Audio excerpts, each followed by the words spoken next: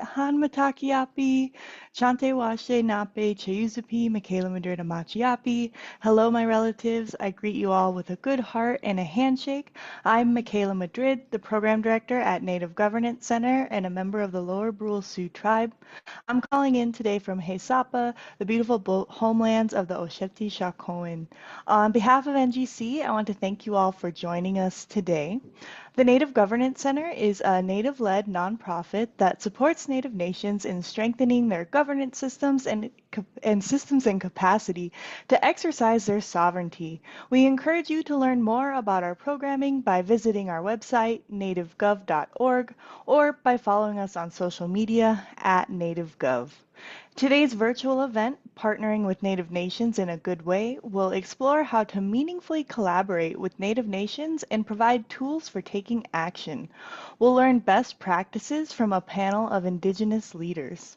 When we decided on this topic, I immediately thought about how the relationship between the buffalo and the magpie is a really great example of partnering in a good way. So you'll see this imagery throughout this event. When we think about that relationship, the buffalo unearths the insects for the magpie to eat, while the magpie signals the buffalo of incoming danger. These two could not be more different in size, but the support they provide to each other by using their special gifts makes both of them stronger. This is exactly the type of relationship we try to embody at NGC in our work with Native nations, and we're so excited to dive into this topic further with our incredible host and panel. So before we go into the content, I did want to go over just a couple of housekeeping items. First, I'd like to remind all of you to submit questions for our question and answer portion by using the Q&A box on Zoom or the comment section on Facebook. We'll transition to Q&A around 12:45 p.m. Central Time. This event is being closed captioned. If desired, you can turn it on by using the button at the bottom of your Zoom screen. Finally, I'd like to give a shout out to our sponsors. Thank you to our full event series sponsor, Minnetonka, a fourth generation Minnesota family footwear company committed to reconciliation work that honors and invests in the Native American community. We're grateful to our friends at API Group for sponsoring our full series again this year. API Group is a market-leading business services provider of safety, specialty, and industrial services. We're also so thankful for the University of St. Thomas's Office of Diversity, Equity, and Inclusion. St. Thomas educates students to be morally responsible leaders who think critically, act wisely, and work skillfully to advance the common good. We're also extending gratitude to Lathrop GPM for their support. And finally, big thanks to the Consulate General of the United States to Canada in Minneapolis for partnering with us on this event. We're going to start today's event with a short presentation on partnership basics, and then we'll transition into our panel discussion. So going into some of these basics around good partnership. So first, let's talk about some fundamentals here. We're going to be talking about several concepts today that, unfortunately, most of us did not learn in our educational journeys. To ensure all of us are on the same page, we're going to define a few key concepts here. So first, let's start with sovereignty. Sovereignty refers to the natural right of a people to govern themselves. Native nations are sovereign, independent nations within settler-occupied lands. Native nations exert their sovereignty to govern their citizens. They have their own constitutions, laws, election, and infrastructure designed to meet their people's needs. We also want to define the term Indigenous governance. So we see Indigenous governance as the structures and processes that Native nations use to promote the physical, cultural, and spiritual well-being of all relatives. You'll likely hear both of these terms pop up during today's discussion. If you want to learn more, we encourage you to visit our website where you'll find short videos on both of these topics. So moving into the next slide, thinking about why these good partnerships matter. Developing meaningful partnerships shows respect for both sovereignty and elected leaders. When you follow a nation's processes for outreach and engagement, you are affirming tribal sovereignty and demonstrating that the elected tribal leaders deserve that equal respect to other elected leaders. Taking time to build meaningful relationships also recognizes the time and resources of everyone involved. Unfortunately, tribal leaders are often short on time and resources. But this isn't a unique situation. This is likely true for the organizations, governments, and entities looking to engage with Native nations. By approaching this engagement thoughtfully, you are helping to preserve the bandwidth for everyone's important work. Intentionally engaging with Native nations in a good way also avoids replicating past harms. Native nations have experienced a long history of organizations, institutions, and individuals causing harm through, quote, community engagement attempts. Many of these harms still endure to this day. You might be wondering how to avoid causing further harm. Well, you've come to the right place. Our panelists will discuss this question later in the event. Lastly, want to talk about what to do when you're preparing to begin a new partnership. So our panelists will outline best practices for partnering with Native nations, but we figured we'd outline just a few of our own recommendations as well. Please know that we've kept these steps very brief in the interest of time. We'll actually be releasing a written guide in the next week or so that will go more in depth on each of these topics. So, when you're preparing to launch a new partnership with a Native nation, it's important to do your research. Learn as much as you can about Native nations before building a new relationship. Doing your homework shows respect for the Native leader's time. It's not up to Native people to educate you. An important takeaway from this research phase: don't duplicate efforts. This happens frequently in the nonprofit sector, especially. If a Native nation has already undertaken a similar partnership in the past, do your homework to discover the lessons learned. What worked, what didn't, and what might you do differently? If the nation is actively engaged in a similar effort, look for ways to support that effort. Ultimately, listen to Native nations and respect their wishes, even if that means not moving forward with your idea. After doing your research, you should next examine your mindset. Are you in the right headspace to begin this work? You might have all of the knowledge, but if you don't have the right attitude, you and your work are not going to get very far. Humility, openness, patience, and an asset-based mentality are crucial for building strong relationships in Indian country. Finally, respecting protocol and practicing reciprocity are two crucial elements of good community engagement. This can look like carefully researching the most appropriate way to receive approval from a nation and making sure your plan practices reciprocity. So, now that we've covered some of these basics, it's my great honor to introduce our moderator for today's panel. Let's all welcome our host and one of my beloved mashkes, Alli Moran. Alli will kick off our panel discussion, and I'll leave it to her to tell you a little bit more about herself. Take it away, Alli. Wopila. Peti washte matakapi, chante washte nape chuzapi, Ali Moran macha kusho, Lakota wia hemacha kusto, Wakpawashte oyanke na yawasloha hemata kusto. Hello, my relatives. My name is Ali Moran, and it's an honor to be here in this virtual space with you all. And with that, I would like to kick off introductions of our great and phenomenal panelists that we have who are doing exceptional work around Indian country.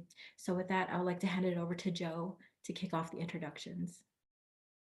Hey, Buju, Jigewe Gabo, Indigenous, Joe Nayquonabe and Degu, Mayin Gun and Dudame, Mrs. Aga, Iganing and Dunjaba, Nisawag and Danasug, Ajwana Kudukwe, Minoa Ogama Wabikwe, Minoa Ogama Sekwe, Nwidage Oma, Mrs. Aga Iganing. So coming to you from the shores of Mississauga, Iganing, Lake Mille Lacs, where I'm from and where I serve in the wonderful role as the Commissioner of Corporate Affairs for the Mille Lacs Band of Ojibwe and CEO of Mille Lacs Corporate Ventures. And we're the business and economic development arm of the band. And I'm just happy to be here today to talk about this important topic. So miigwech. Wopila, thank you, Joe. Next, we'll go with Levi. Anin, Makuns Indigenous, Levi Brown Indigenous, Nupaming Indigenous. I just want to thank my panelists, my fellow panelists that are here going to talk about this issue that I think our children will face and our grandchildren going forward is building these partnerships using our sovereignty in a way that strengthens our identity and who we are and helps, the world see us so we're not invisible. With that, I'll say miigwech.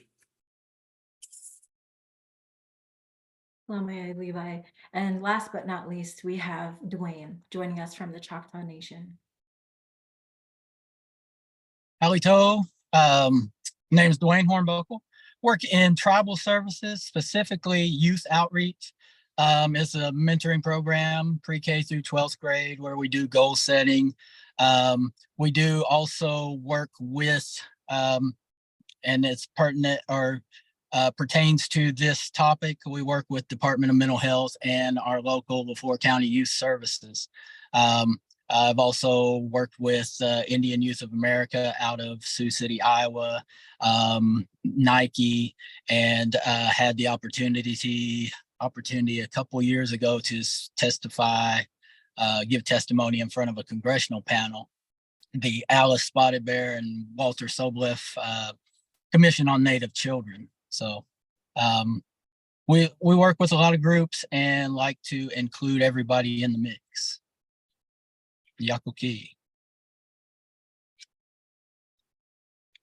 Thank you for that, Dewayne. So as Michaela has said, for the audience, if you have any questions at any time, please feel free to drop them in the Q&A into the chat, and we will get to them later on within our program. And so for now, we will go ahead and jumpstart into our first panelist question. And so this is for all of the panelists. Anyone can answer at any time. So we would just like to know, tell us a little bit more about who you are, a little about your experience with partnerships between Native nations and other entities, and really what you feel these organizations, that may be coming into our communities, really what they should know about making those initial steps into coming and forming partnerships. So I'll open up the panel to any one of you guys who would like to answer the question first. I can lean in. So I'm a Leech Lake Banner Ojibwe citizen. I've worked for 12 years as our environmental land director here on Leech Lake. For the last 6 years, I've been the tribal affairs director for the Minnesota Department of Transportation. So I've worked at the highest level of both state government and tribal government.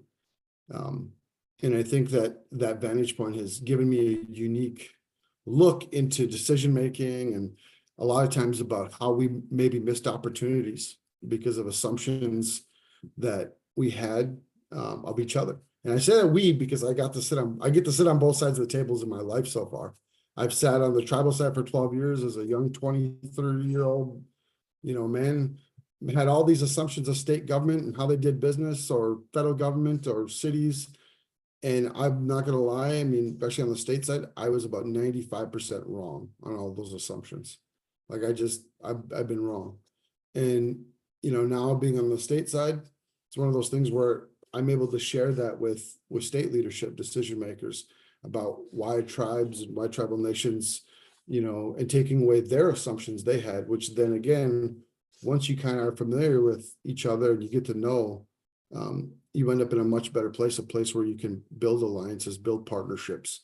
But I think one thing I could share with you all that I hope you take from this is that getting to know who you're going to partner with is pivotal, and not just making actions or decisions based on assumptions, because you could end up very quickly either offending or having a misunderstanding that didn't need to happen if just on the upfront you just ask the questions. And no, I'd be honest with you, as working between state and tribal governments for the last 6 years, tribal nations in Minnesota are like wide open to those conversations. And I'm sure that tribal nations around this country are open to having that dialogue, to being able to have those conversations about their community, who they are, and their identities.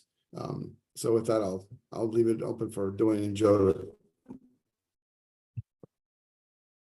Yeah, I think one of the things that I would add, just with the business lens in mind, is that we really look at things that it's really on a build, buy, or borrow perspective. And I think it's ideas and it's people that are passionate about ideas that really move companies and move projects forward.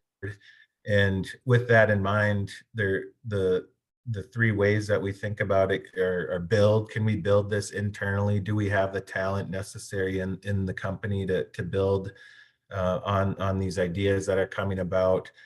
Do we have to buy this talent where we're recruiting for a special talent that's out in the market that we can bring into the company? And I think where partnerships come in is really on the borrow side. So are there folks that possess the talents and ideas that we need in order to advance our mission as a company or our mission as a nation? And all three of those elements are necessary. So you can't continuously build internally. You have to sort of have this balance. So I think in that respect, partnerships are part of moving a company forward. They are part of bringing ideas and bringing things to life. So I think the more that you can just accept that aspect of what we're doing, that partnerships are necessary. I think that sort of sometimes it's uncomfortable when we have to approach people but it is just a necessary part of doing business, and it's a necessary part of really trying to move things forward. So I would just add that much to what Levi has started out with.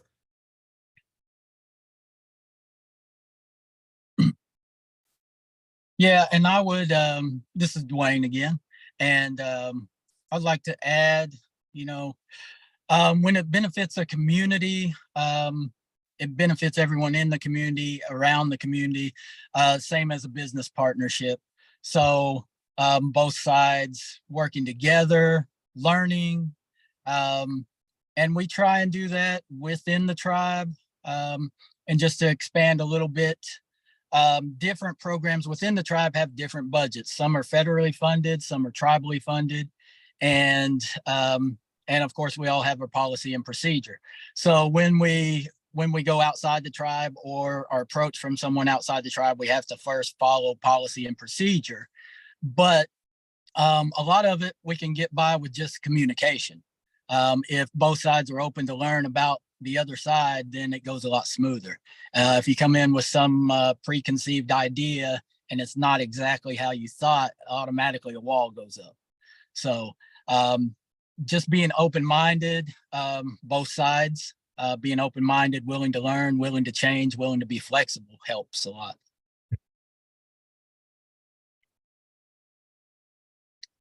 Thank you all. Those are some really great insight onto how to establish those initial steps into forming partnerships.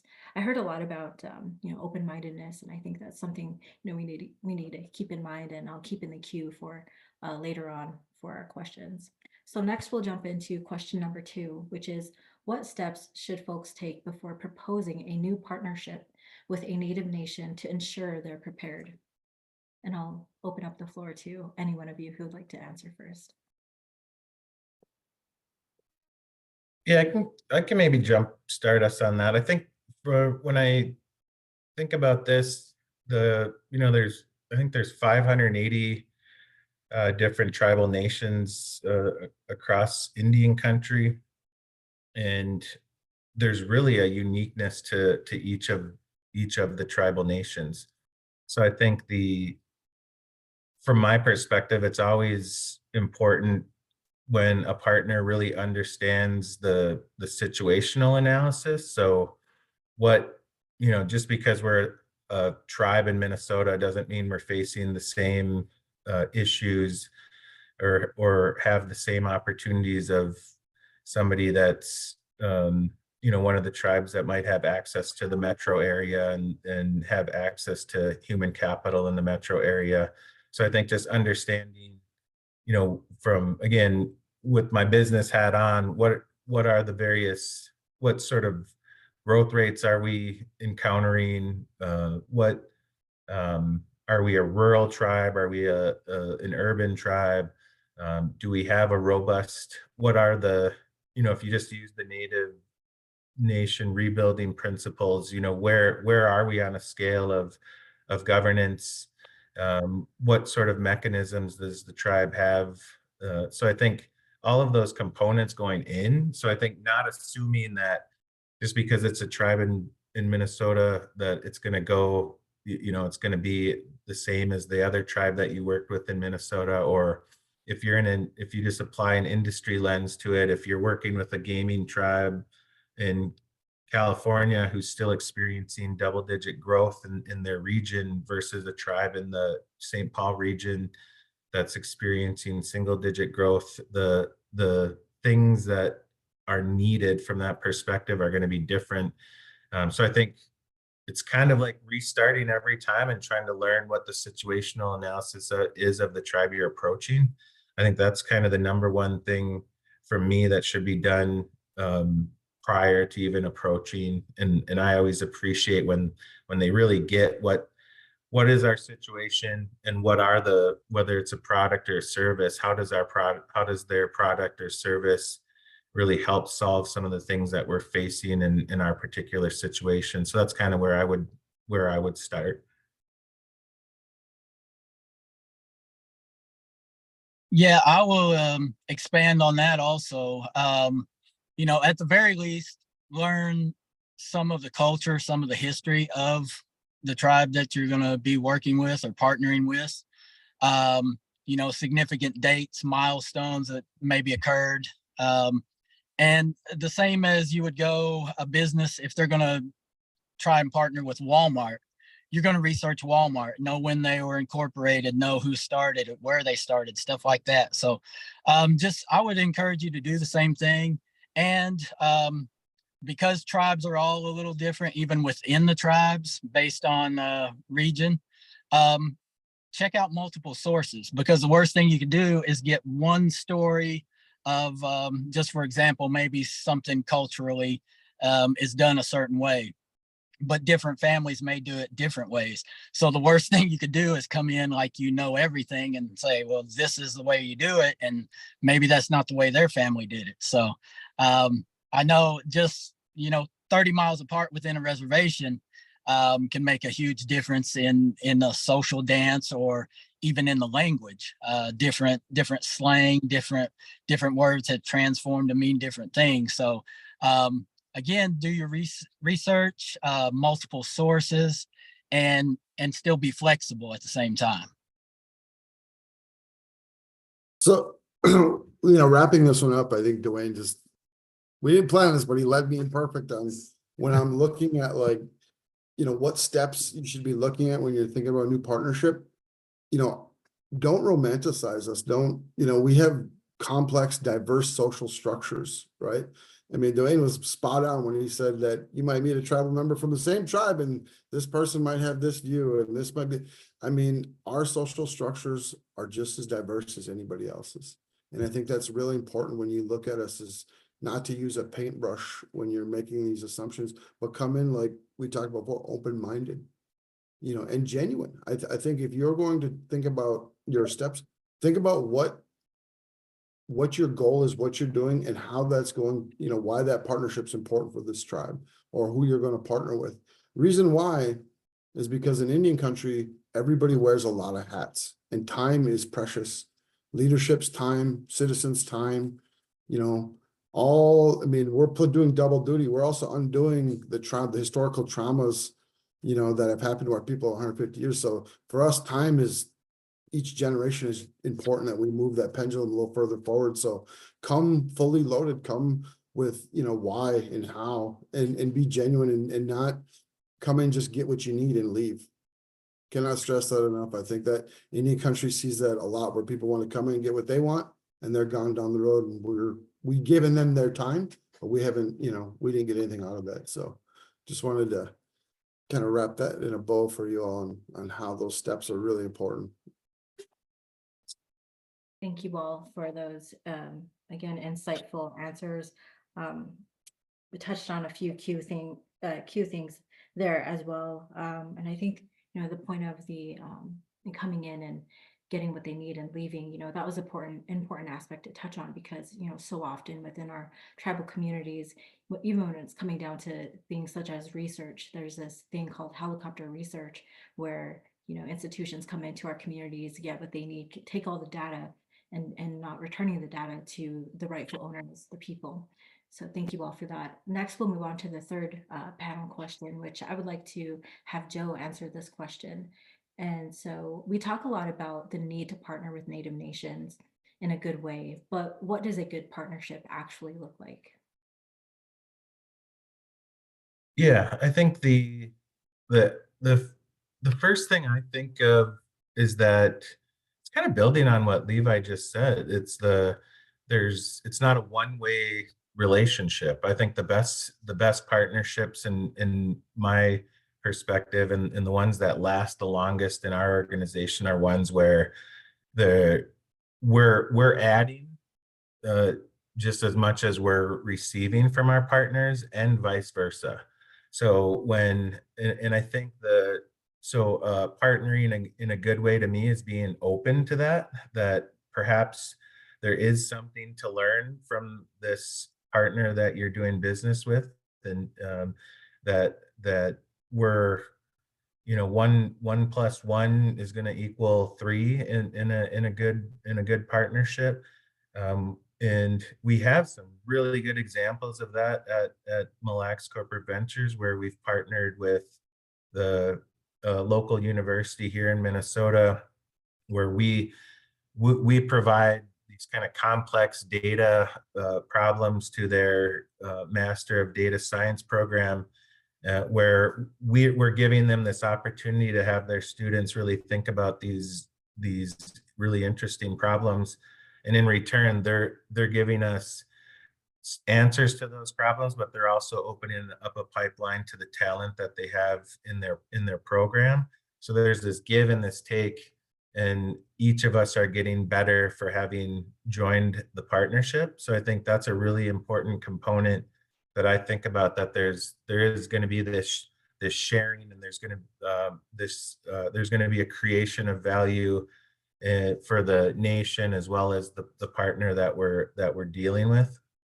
I think the other thing is that there's an investment in trust. So I think we talk about trust. Trust is a function of two things. It's competence and it's compassion. And I think almost every partner that you do business with, if you're doing enough due diligence, is going to be very competent.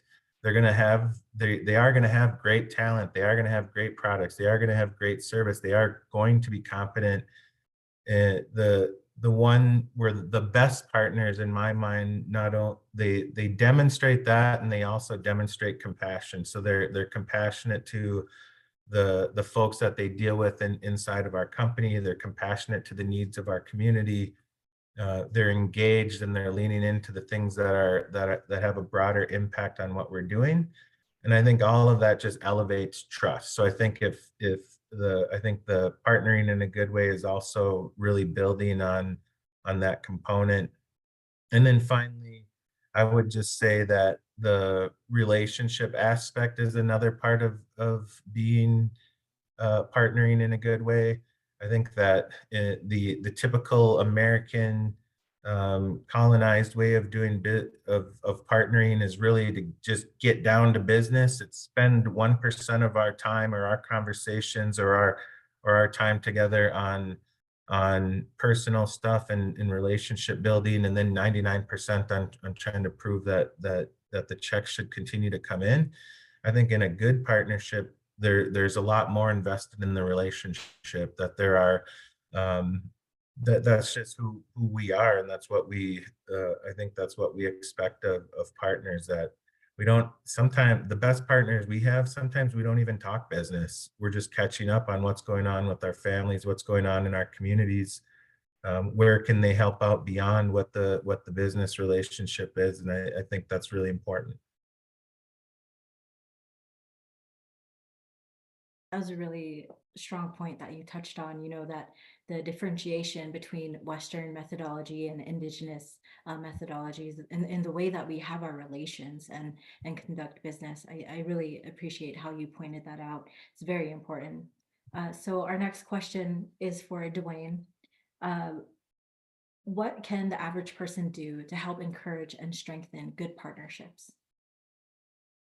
To strengthen good partnerships, it has to benefit both sides. Are we on question 3 or 4 now? Can you update me? Yes, we skipped ahead to question number 5.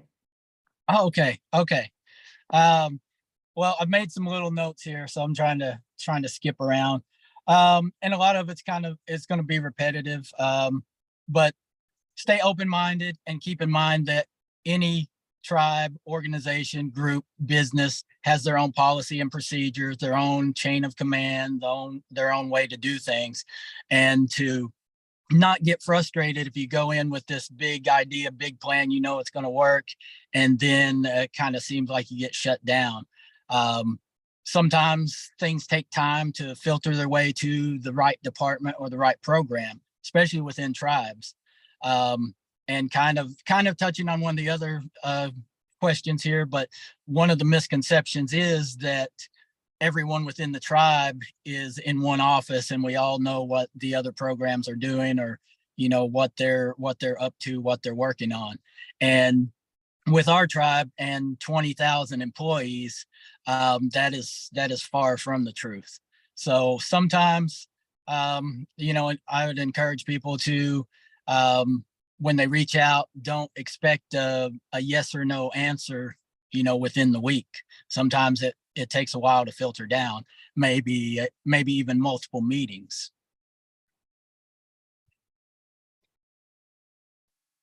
Yeah, I like that, especially the multiple meeting part, you know, just from my experience, you know, a new organization coming in to work with my tribal nation, you know, it takes multiple meetings for us to even get to the tribal council floor. But in that way of having these multiple meetings, we're able to be more dynamic and more strategic with how we approach our partnership. And so it's a good way to make and build relations. So thank you for that, Dewayne. Our last question is for Levi. Do you believe that strong partnerships help strengthen tribal sovereignty? And if so, how? One of the unique things that I think sits in the future for us all, and how we do about, you know, go about our business. When I mean our business, I mean is tribal citizens, how we vote for our elected leaders, and what we have our elected leaders have as an external facing policy, right? Or in some cases, somebody might say our international relations, right? How we interact with other sovereigns, and where that goes. The good thing is there's like thousands of books written about international relations and sovereign to sovereigns, and they're all historical. We can see them, you can paint them. I mean, our own history, right? Treaties, how we worked with, you know, as sovereign nations and signed treaties with the United States government, right? That's sovereign to sovereign there. We are mentioned in the US Constitution. And I think you know, there was a goal to erase that part of our existence and understanding that we are sovereign. But now as tribal nations, you know, governments develop, and institutions like Native Governance Center exist, and Native Nations Institute, you know, all these there who are reminding how tribal nations and their, you know, sovereign to sovereign relationship with the United States exists and why it's there. And I think if anything, it's creating a space for tribal nations and others entities to create these partnerships, right? And how that strengthens your sovereignty, and where that plays into that conversation is you're re-exercising that sovereign to sovereign ability, that partnership making authority, right?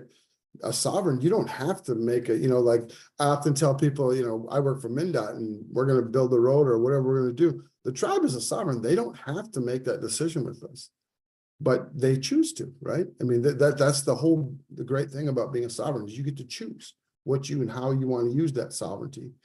And when you have that right to choose and the choice comes that opportunity, right? How you're going to use it. I think Dewayne and Joe both echoed that through their comments earlier about how they use it depending on the lens they're using it. And I think a really good example of where you know, if you want to look at how it strengthens is that a lot of the nations in this world we live in today have that, you know, sovereign identity.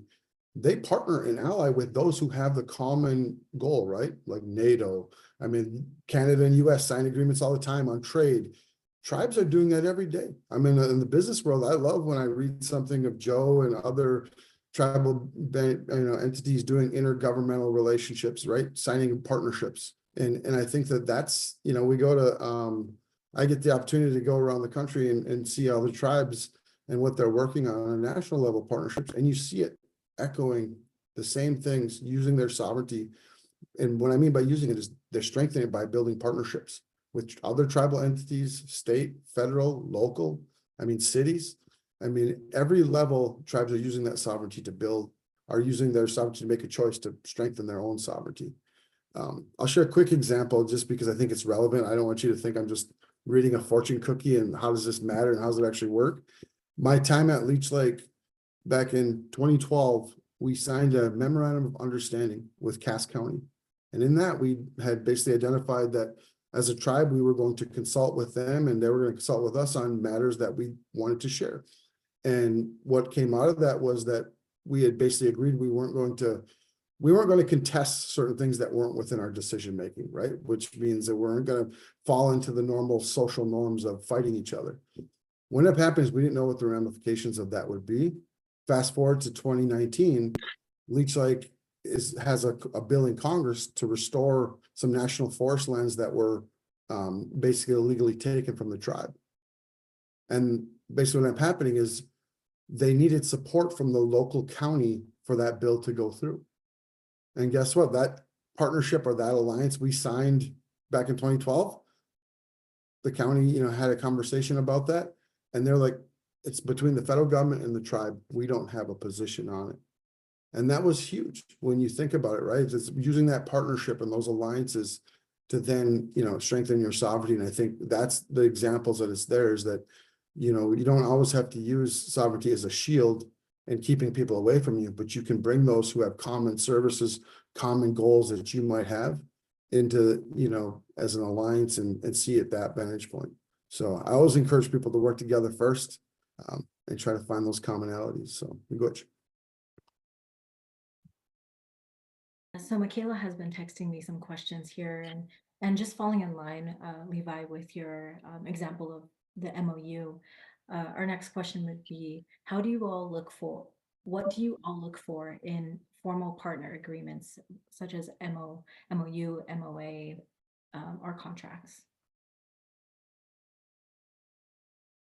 I don't want to speak too much, so I'm just going to make this very quick, but I think this is one that I'm honest with both tribal and the state government when I work with them is that written words are just that. They're there and they're important. Attorneys and people like to use them, but it's the human beings who are reading those words, right? And an MOU is a reflection of what you're going to do, right? What you're committing to do. And I think that that's the most important thing. That's why it's so important that we come in with an open mind and open heart, because that going back to those international relations, those sovereign principles, when you meet with your ally, like when the United States meets with Canada and has that conversation, I mean, you see the president and the prime minister hug it out, hey, whatever. Now, if you see it, if you're coming to a meeting like between the US and China, way more structured, way more afraid, right? Way more unknowns amongst each other. And the real goal is that we humanize each other. And, you know, when we work with our local partners, federal, state, so that they see each other. And that kind of echoes through what we'd said earlier in the beginning about how important it is to get to know who it is and that we actually have a lot of the same goals. So the written document is important because it structures it, but humanizing that relationship is almost pivotal to any success around it. Joe, did you want to weigh in as well? I don't think I can add to that. That was good. Yeah, this was excellent. I can add a little bit to that, just from a different perspective. Working with youth, we work a lot with the state, county, and public schools. And we have MOUs with public schools for example, LPCs. If it involves a tribal member or even a CDIB holder that would kind of partner with the school to save them money, so they don't have to provide those counseling services when we already provide them. And it's just like he was saying, you know, the document makes everything legal and good, but it's both sides having the common goal that makes it work. Yeah, definitely. It's that's, you know, key to the partnerships. So thank you all for that. So we're answering questions from our Q&A as we're getting close to ending the program. So our next question from the Q&A is asking, can you speak to what folks should keep in mind when it comes to honoring protocol when working with Native nations? Some examples include putting out tobacco and ensuring they follow specified channels when reaching out to a nation.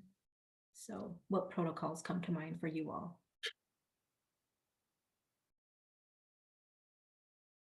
And I'll open up the floor to any one of you who would like to answer. And again, I'll expand, you know, multiple sources. When you're learning something about the culture of a tribe or traditions of a local tribe, multiple sources, because different families do different things. And just for example, around ceremony, some people are more into the traditional way, and some just remember the traditional way. So you don't want to step on toes by going in 100%, and maybe they're more business than tradition, but you have to brush up on your knowledge, history, and stuff. So if that is brought up, at least you're aware of it, and you don't do anything to offend anybody. Once you offend somebody, it's the native way to, you know, you get the cold shoulder after that. So that would put a damper on anything, whether the business plan looked good or not. There's still that cloud hanging over it. So another component to that question is you know, where would they start? Where do you initially contact? Who do you initially contact when you are wanting to start a partnership?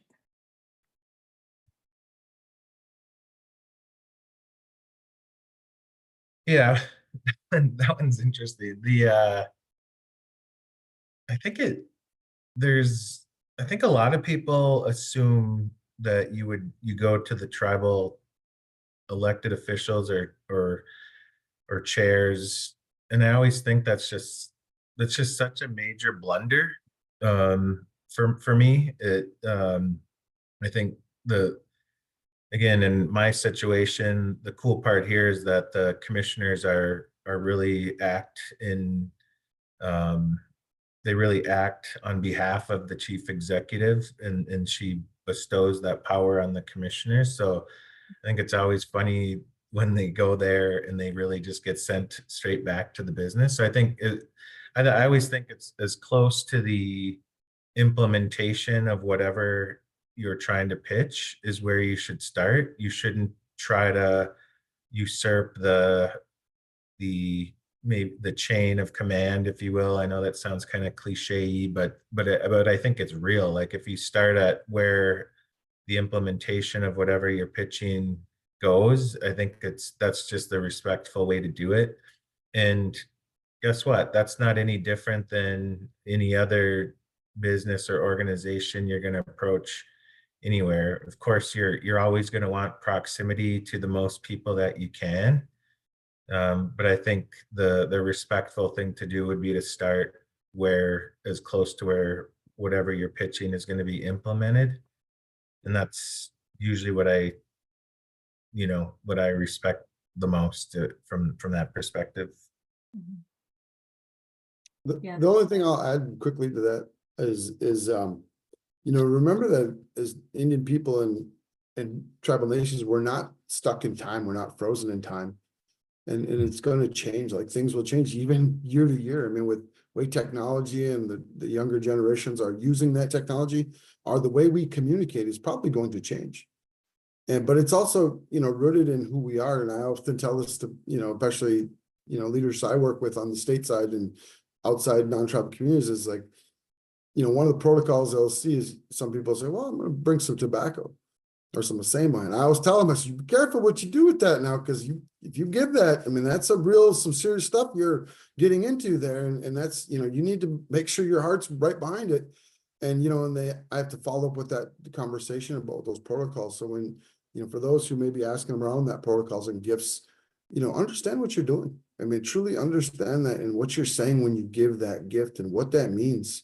I think a lot of times in people, that's the romanticizing part of it, right? You watch something of Hollywood or social norms that are there and you think that's just what you're supposed to do. And it's just the act of that. It's what that act means you're saying that I think is sometimes lost in the assumptions. Yeah, I always think too on that, just to build on that, the cultural competency, the 70% of Americans are classified as minimizers. They're in the minimization zone where it's like, we know you're Indian, we know you have these customs and these cultures, but we're just gonna put that aside for now, and we're not gonna let that get in the way of our conversation or this partnership we're trying to build. And I always think that too is that is not a good way to approach it. I think if you can get beyond minimization, you get into cultural acceptance, and then you get into cultural adaptation. I don't think we don't need you to adapt to our culture, but there should be some sort of acceptance that we've had these traditions and these customs for a really long time, and they should at least be known. And if you make an attempt, to Levi's point, make sure that it's a heartfelt attempt but I do think that staying in the minimization zone, even though that might be comfortable and it might be less risky, that to me is the wrong way to go. and I think you should at least make an effort to signal that you're somewhere towards cultural acceptance area that proves cultural competency. I think, again, very important subject. The best teams in the world are the teams that are diverse, as long as they're culturally competent. So if you're trying to do business or trying to enter into an agreement with somebody, you're going to want to show some sort of, especially with the diverse groups such as American Indians, you're going to want to show that you have some sort of chops when it comes to the cultural competency piece. Dewayne, did you have anything to share on this question? No, I like the way they put that. That's what I was trying to say earlier about people going, 100% in, and bring offerings and food and everything else. And sometimes that plays into stereotypes. And then you're not thinking this is a genuine gift. You're thinking, what do these people think we are? Mm-hmm. Yeah. And definitely, one thing that you all have touched on is that, and I appreciate you touching on this, is that we're all very unique. We're not all, the same peoples. However, we are unified as Native nations, but we all, as Lakota, we have our own protocols. You over there in Minnesota, you have your own protocols. And so it's very important that we respect these individual protocols as we go into our tribal communities and do business. And I would say even, intertribally, it's important for us to respect these protocols as well. And so we're coming up to the closing here. So we have just enough time for one last question. And so I'll ask, and this is open for any one of you, how can an individual or organization rectify a misstep when working to build good partnerships and relations with Native nations, individuals, or an organization? I'll lead off with this, and it's just communication. Communication cures a whole lot of things. And if you do happen to misstep something said, then later on data shows different, or maybe somebody speaks out of turn. Communication can correct a lot of things. And genuine questions, nobody gets mad about genuine questions. Demeaning questions or kind of questions that steer in a certain direction can be, misunderstood. But if it's a genuine question, I don't think anybody would get mad about that. Yeah, I always think like acknowledging it and then taking like unequivocal ownership of it. That's the thing. Like I think it's always kind of pathetic when people just try to act like it didn't happen or that you should just sweep it under the rug. I think the best path forward, just acknowledge that that it was made and take ownership of it and then move on. Mhm. Exactly. Alli, I honestly on that one, Joe just hit the nail on the head. So we might have time for another question if you like, because that's all you have to do. It's as simple as that. Yeah, definitely. Joe, you did hit that one on the head for sure. Let me see. Okay, so we can ask, would panel speakers be willing to share a story of one successful partnership they would be willing to share? As it's always good to learn from others. So maybe we can just have one or two of you answer this question. Just real quickly, we partner in our group with Department of Mental Health and the state Children's Mental Health Conference. And I even take a group up there to do demonstrations and do a track session. And that not only helps them see, our perspective or the way we would see things, but also helps my youth kind of step out of their, out of their box and feel confident expressing their culture, giving them their own stage to speak on. So it builds their self-confidence as well. Beautiful. Joe or Levi, did you have any sentiments to share? Yeah, I would come back to our partnership with the Carlson School of Management at the U of M and just how fruitful that's been. I think and again, it's this give and take. We're helping to provide them with things that are building their program, and in turn, they've been really helping us with our talent pipeline, number one, and then they've also been helping us solve some of these data-rich problems and opportunities that we have inside of our businesses. And we're constantly like, sometimes we're inventing stuff, sometimes they're inventing stuff. And I think every year it just seems like we're both just better. They're a better academic institution and we're a better business in everything, in every one of our engagements that we do. And I always just feel so good about that and so refreshed when we're working together. So I would just double down on that one. So the example I have is still ongoing, but it's 2 years in. So some of you might be familiar with the bipartisan infrastructure law bill, they call it. So there are billions of dollars set aside for tribes in discretionary pots that exist. And so tribes for the last 20 years have been telling MnDOT, Minnesota Department of Transportation, that the issues they have with their infrastructure that exist within Indian country. And one of the things that this partnership we've done now is MnDOT, the agency, the state agency I work for, has a lot of capacity to apply for consultants or to compete at a national level on technical grants. Like our level is high, right? So what we did is went to the tribal nations and said, well, where they're missing is the capacity to write the grants, to compete at a national level. So we said, well, as a state agency, well, maybe we should take our capacity. You can be a fiduciary, you can apply for this funding, and we get partnership to help build a complete infrastructure, both for obviously Minnesota, but for tribal nations, and it'll reflect that.